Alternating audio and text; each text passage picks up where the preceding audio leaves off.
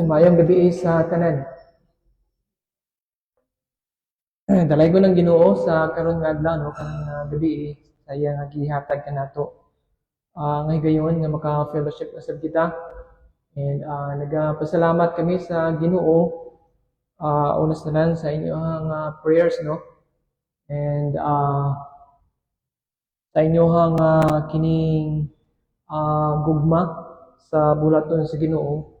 And nagapasalamat kami sa Ginoo tungod kay karon walay klase sila EJ. And kompleto kami o nakoy katimbang no sa panghalay o nilabhan. And salamat sa Ginoo tungod kay last papasya na napa sa klase si MJ no. Muna ako ang assistant sa mga bulaton dina sulod sa balay o sa panglaba. At salamat sa Ginoo sa safety yung gihatag no kay Ma'am Litlit o sa kusog sa pagsugod sa eskwela sa klase ug MG usab kagahapon sila nga pag-start sa karon nga school year 2026-2027 dalaygon ang Ginoo. Mag-open kita sa itong mga Bible din sa Daniel chapter 6 verse 10. Daniel chapter 6 verse 10.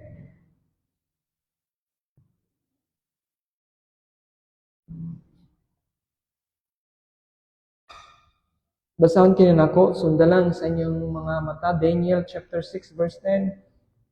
When Daniel knew that the document had been signed, he went to his house where he had windows in his upper chamber open toward Jerusalem. He got down on his knees 3 times a day and prayed and gave thanks before his God as he had done previously. Ang ginamaga-bless siya nga pulong ato nga gibasa maga-pray kita. Father God in heaven, Lord, thank you sa karon nga tagna nga makapamalandong kami Ginoo sa imong pulong. Nagahangyo kami Lord na ihatag ka namo Ginoong lagi nga kaalam sa sabot nini ug sa kapag-apply Ginoo nini sa mong kinabuhi. Gamitay mong alagad ug naga-pray kami Ginoo nimong ngalan ang mahimaya. Kini ang ginatugyan, ginapasalamatan sa ngalan ni Jesus nga among manluluwas. Amen. A life anchored in prayer. Ang usa ka the greatest marks of spiritual maturity dili kung daghan ka og spiritual gift, dili kung maayo ka sa kini nga mga area, dili nga bright ka or nakay position, but ang usa ka marka sa usa ka spiritual maturity is a consistent prayer life. Now si Daniel kung tanan tutunan nato ang iyang kinabuhi, nakaalagad siya og pipila ka mga kings. Nagpuyo siya sa uban nga mga lugar, sa uban nga nasod, no, dili sa ilahang lugar. Faced political opposition. And even adunay threat sa iyahang kinabuhi. Yet, sa kini nga mga challenges nga iyahang giatubang, he remained a man of prayer. Okay? And makita na to dinhi ang kusog ni Daniel dili kini gikan sa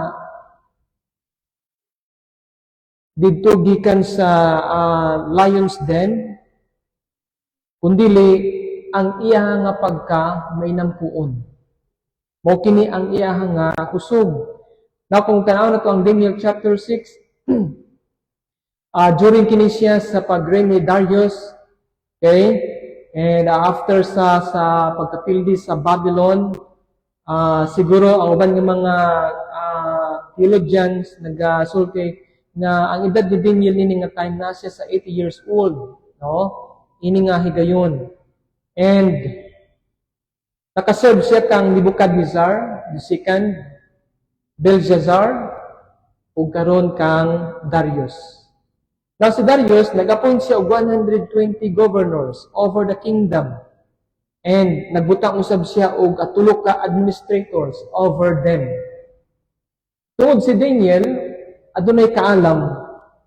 And isa sa maybe paborito no sa mga kings siya. Tungod kay adunay siya ginatawag nga integrity and excellent spirit. So si Darius nagplano nga himuon siya ang mag-atiman sa tibok na kingdom.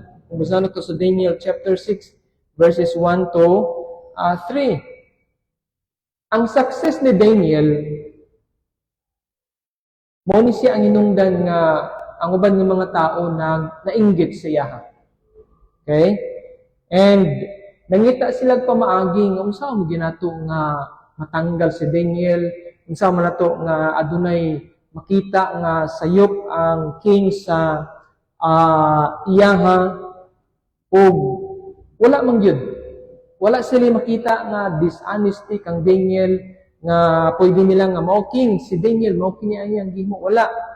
Gani kung basa nato sa chapter 6 verse 5, we shall not find any occasion against this Daniel except we find it against him concerning the law of his God.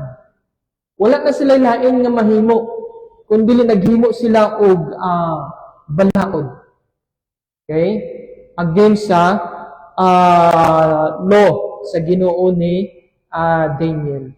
So, naa sila gisabutan, naa sila degree nga gihimo og gipasaynan kini sa king, okay, kang King Darius. And ang nakasulat dinhi, for 30 days no one could pray to any god or man except the king. Okay? Kung tagalain ka nga nasod, bawal ka mag-pray, bawal ka magsimba sa imuha nga Dios. Kung anyone nga masakpan, makitaan, nga mag-violate nini nga decree, ibutang dito sa lion's den in verses 6 to 9. Ug dinhi mao ni siya dinhi ang nasa verse 10 kung tanaw nato. So kan gabiton nato ang kining prayer life ni Daniel. And ang ato ang idea karon ng gabi that when our devotion to God is genuine, we will remain faithful in prayer even when obedience is costly. Okay? When our devotion to God is genuine, we will remain faithful in prayer even when obedience is costly. Adunay upat ka butang nga gitudlo ang prayer life ni Daniel. Nato nga i-share sa inyo karon dinhi sa verse 10 sa chapter 6. Okay? Unsa kini nga mga kamatuoran nga gitudlo ni Daniel, mga kamatuoran nga makita nato dinhi. Number 1, prayer should be consistent. Daniel had a consistent prayer life. Ingon sa dinhi, when Daniel knew that the document had been signed, he went to his house where he had windows in this upper chamber open toward Jerusalem. Now kining praise, he got down on his knees 3 times a day. Okay? And prayed and gave thanks before his God as he had done previously. Now kung obserbahan na to, no, ingon sa dinhi, he got down, niluhod siya. Kapila kini ginahimo ni Daniel 3 times a day. Muni ang nasanayan na sa kinabuhi ni Daniel. Ang iyang prayer life is consistent. Prayer was his regular habit. Now, kung basahon na to sa last praise sa kining nga translation sa ASV, as he had done previously. Bukod pasabot, ang pagkamiinampo o ni Daniel, dili lang kini siya during ni nga time. Nga adunay crisis sa iyahang nga kinabuhi. Nga adunay balaod. Nga bawal kang nga mag-ampo sa imuha nga Dios. Dili lang kini siya nga time nga nag-pray sa Ginoo, Lord, unsa man ni namay balaod nga gigihimo ang king, nga gisignan sa king. No, unsa gingan dinhi as he had done previously. Subot pa sabot ang life ni Daniel before sa crisis, may nampuo na si daan. Okay? Mo na kini siya ang iyang habit. Mo na kini siya iyang ginahimo sa iyang kinabuhi. Wala man siya sa iyahang nasod, naman siya sa Babylon, naman siya sa Persia. Siya nagaampo sa iyahang Dios. Now, ang principle nga makita nato din mao kini siya. That prayer is not merely an emergency response. It is a daily relationship with God. Okay? Dili lang kini siya kung naaka sa time sa crisis, dili lang kini siya sa time kung naaka sa kining delikado or naka sa trials or na problema, diya ka maggrabe ang imuhang hilak sa pag-ampo kung dili. Himuon ta ni siya nga habit. That's why ingon pa ni Paul sa 1 Thessalonians chapter 5 verse 17, pray without ceasing. Okay? Pray without ceasing. Buto sabot, naay problema or walay problema, himuon ta ni siyang habit ang pag-ampo ang ato nga communication sa Ginoo. Mao kini siya ang makita nato sa life ni Daniel. Ang usa ka kining kahoy makasurvive siya sa makusog nga storm tungod kay ang iyang gamot nakapundan, nakaligpon na siya for how many years? Ug mausab kini siya ang life ni Daniel. Lig-on ang life ni Daniel during persecution because his spiritual roots had been deepened through years of prayer. Ang application mao kini siya. Una is develop a regular prayer schedule. Meet with God daily, not only during difficulties. Spiritual strength during trials is built during ordinary days of prayer. Ang pangutana mao kini siya. Are you praying consistently or only when you have problems?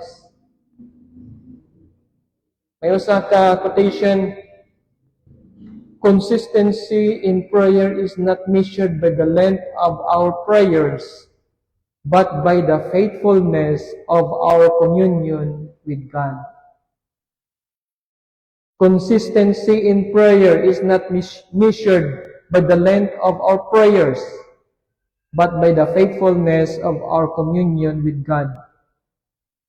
Ikaduha nga quotation, the secret of a strong Christian life is not occasional prayer, but continual prayer. The secret of a strong Christian life is not occasional prayer, but continual prayer. Mao kini siyang una nga kamatuoran nga makita natong gitudlo dinhi sa kini nga verse. That prayer should be consistent. Second, prayer should be courageous. Daniel had a courageous prayer life. Ingon pa dinhi verse 10. When Daniel knew, okay, sabihan nabalaan niya that the document had been signed. Once gani nga sign or approve na kana siya sa king, balaod na kana siya ug dapat gyud na siya sundon. Kaya kung dili nimo na siya sundon, adunay punishment nga may tabo sa iya. Si Daniel kabalo siya kung unsa ang consequence. He understood that continuing to pray would cost him his life. Pwede siya mamatay. Yet he prayed anyway. His circumstances changed, but his devotion did not. Wala nakatarog, no, sa iyaha ang balaod. That's why ingon pa sa mga apostles sa Acts nila Peter, we ought to be God rather than man. Once gani nga ang balaod, Against na siya sa pulong sa Ginoo sa katong sundol. Ang Ginoo. Ug mausab kini siya life ni Daniel, ug mausab kini siya sa mga apostles nila Peter, ni Paul, nga preso sila tungod sila nga pagsunod sa kabubuton sa Ginoo. Kabalo si Daniel kung unsa ang resulta sa iyaha nga pagahimuon. That's why ang iyaha nga aduna siya ginatawag na courageous prayer life. Iya pagid nag-i-open, pwede maguto niya i-close, no? Kunya dito siya sa iyaha nga balay mag-pray, pwede ba katimuon kaniya? Pero nasanayan na gid niya, maybe nasanayan na gid niya ang mag-open sa bintana kunya mag-pray siya padulong o atubangan sa Jerusalem. Siguro siya, nganong mahadlok man ko? No? Nganong sirabian man ako ni siya? Nga nasanayan mo naman siya kung kinabuhi. Ipakita na ko sila nga dili ko mahadlok. That's why nag-pray siya tubangan sa mga tao. Now, application mo siya. Pray even when you face opposition. Pray even when answers seem delayed. Pray even when society pressures you to compromise. Faithfulness in prayer often requires courage. Ingon pa ni Oswald Chambers, prayer is not preparation for the battle, but prayer is the battle. May usa ka author, ingon siya, a courageous prayer life kneels before God and therefore stands fearless before men. Isa ka author, ingon siya, prayer is not the refuge of the weak but the strength of those who dare to trust God in impossible situations. And last ng author, ingon siya, the bravest people are not those who never face fear, but those who pray even when fear surrounds them. And it is the prayer. Number 3, nga kamatuoran nga gitudlo din ni Daniel. Number 3, that prayer should be humble. Daniel had a humble prayer life. Ingon sa dinhi, when Daniel knew that the document had been signed, he went to his house where he had windows in his upper chamber open toward Jerusalem. Kung sa next nga makita na ito dinhi, he got down on his knees. Okay? Miluhod siya ug nag-ampo. Noong sagot na sabot nini. Now, kneeling was an expression of humility and dependence upon God. Si Daniel, aduna say taas siya og ranggo. Okay? Pero makita na tudni ang humility sa iya nga kinabuhi. Nasi position sa government. Maybe ang mga tao lantaw sa that's why ginapangitaan siya og kining mali para mawala siya sa position. But makita na to dinhi, he recognized that he was completely dependent upon the Lord. Wala siya nagsalig sa iyang kaalam, wala siya nagsalig sa iyang wisdom. Still, di paubos niya iyang kaugalingon. Miluhod siya kung nag-pray siya sa Ginoo. Prayer begins when acknowledging our need for God.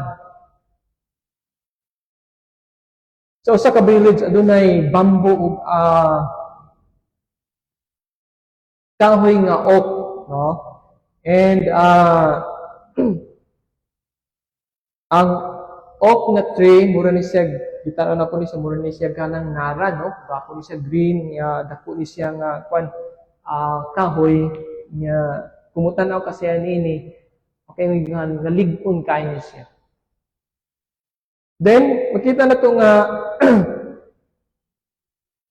sa pika side, ado na ang bamboo. Okay?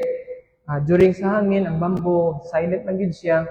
Niya ang oak tree, proud kasi siya ang kaugalingon nga gwapo kasi siyang kahoy, ligon nga siya nga kahoy. Pero ang bamboo, silent lang siya.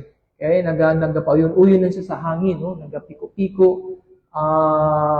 kung naikusog hangin. Niabot ang storm. Ang oak tree, yang gilabanan ang hangin nga kusog kayo. Unya, tungod sa kakusog, natumba siya. Okay? Pero ang kining bambo, ni pauyon lang yun siya sa kusog nga hangin, ha? Mura na siya o kining abot sa yuta,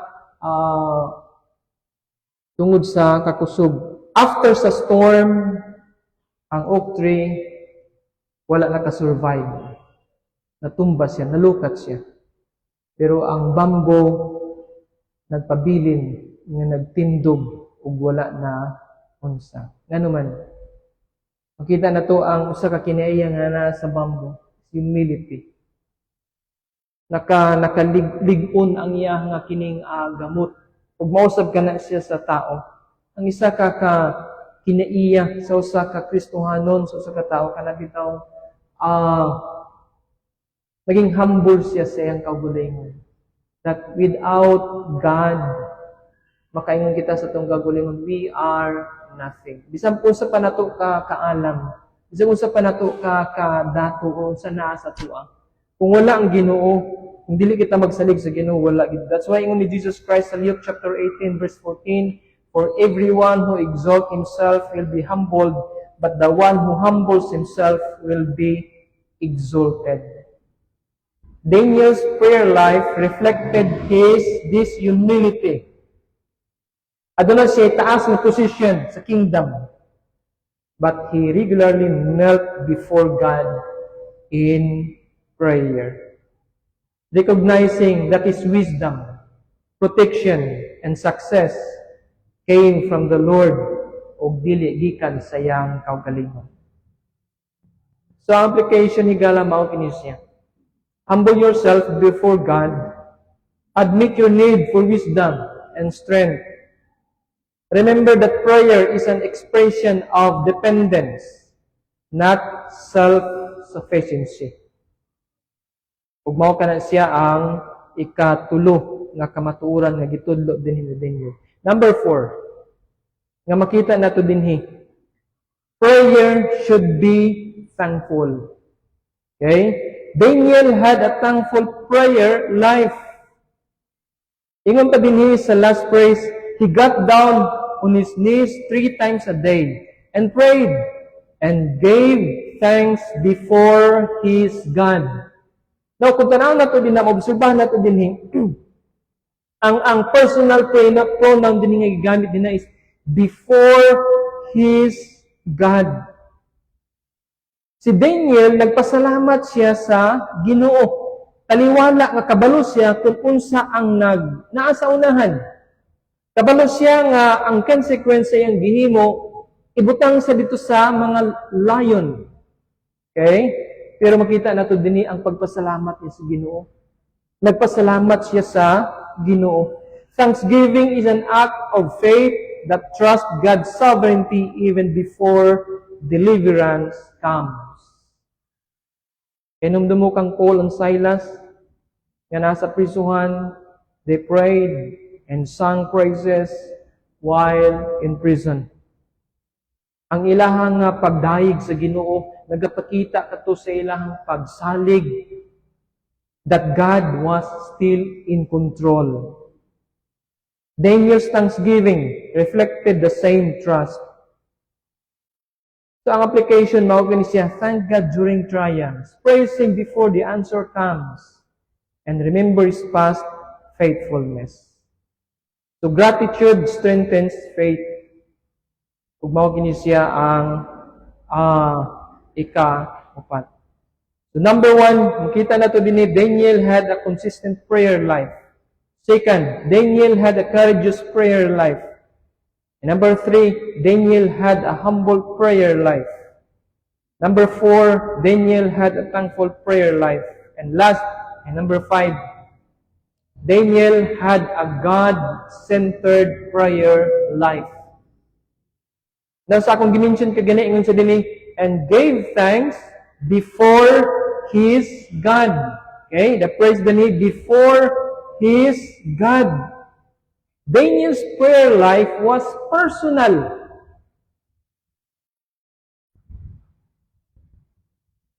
Ang Ginoo nga giampuan ni Daniel, dili lang kini siya Ginoo sa mga Hudiyo, but he was his God. Praise the name, his God. Natiman na nato, Christian, mahigala, that prayer was not a ritual, but a relationship. Now, ayot nga dili lang kita nag-pray, timan na nato, higala, nga dili lang kita nag-pray kung nakakitay kinahanglan, kung nakakitay tuyo. Naamag kita tuyo o wala kita tuyo, mag-pray kita sa Ginoo tungod kay nakita yung relasyon sa iya, ha? Ang usa ka healthy nga kaminyoon, nagatubo na siya, nagaligpo na siya, pinaagi sa unsa man, regular communication. Okay? Dili maglig-on or magluya ang usa ka relasyon kung ang communication maundang. Mausab kini siya sa ato nga relationship sa Ginoo. Maglig-on lang ang ato nga relationship sa Ginoo kung magpadayon kita sa pag-ampo ug pag-communicate sa iya. So unsa nga itong himuon? Spend time with God because you love Him. Amen? Nagahatag kita time sa pag-ampo sa iya, ha? Let prayer become communion. Dili lang kini nga nagapangayo kita, dili lang kini nga during nga nakitay tuyo si Ginoo. Seek God's presence more than His gift. Alipay kay kita kung nakitay madawat si Ginoo. Pura na-reject na to ang naghatag. Okay? Nindot kayo itong smile, nindot kayo itong pagpasalamat kung naay blessing. Usahay, nalimta na to ang naghatag sa blessing. Mo ka na siya nga to ang dapat i-remind no, sa tuang kaugalingon. Before si Daniel, gidala dito sa lion's den, kita na to, Daniel did not sharpen a sword or gather an army. He simply did what he had always done. Kung sa kini siya, he prayed. Nag-pray siya sa Ginoo. Dili during niini nga time, kundi nasanayan na ni Daniel ang pag-ampo. Nag-pray lang si Daniel tungod kay gisulod siya sa lion. No. Before pa niini si Daniel, ginahimo na kininiya ang pag-ampo 3 times a day. So tulo ka butang, 4 ka butang nga gitudlo dinhi. Daniel's prayer life teaches us that prayer should be, number 1, consistent. He prayed regularly. Second, courageous. He prayed despite danger. Number 3, humble. He knelt before God. Number 4, prayer should be thankful. He gave thanks during trials. And number 5, prayer should be God-centered. He prayed to his God. Okay?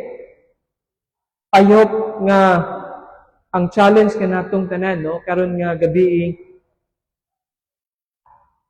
to become a person of prayer like Daniel, a believer who prays consistently, courageously, humbly, thankfully, and personally before God. Ang Ginoo magapanalangin sa iyang pulong atong gipamalanugan, magapray kita. Amahan na mga langit nun, Diyos nga balaan, Lord, thank you sa pag-remind mo ka na mo, labi na Ginoo sa life ni Daniel. Tabay kami, Lord, may sama kami Ginoo kaniya. Nga himuon na mo Ginoo nga habit ang pag-pray. Dili lang during sa mga trials, dili lang during nga naa kami pangayoon, Lord. Dili lang during nga kung nagasakit kami. Kung dili every day, every time. Asa man kami nimo ginabutang, Lord, naghangi kami Ginoo. Kaya himuon kaya namo Ginoo nga habit sa among kinabuhi. Liguna Ginoo nga among communication, ang among pag-fellowship din kanimo. Ang among relationship din kanimo. Ug sa Ginoo sa mo nga pagpadayon karon nagahangyo kami Ginoo sa imong nga pagpanalangin. Kini among ginatugyan ug ginapasalamatan sa ngalan ni Jesus nga among manluluwas. Amen. Amen.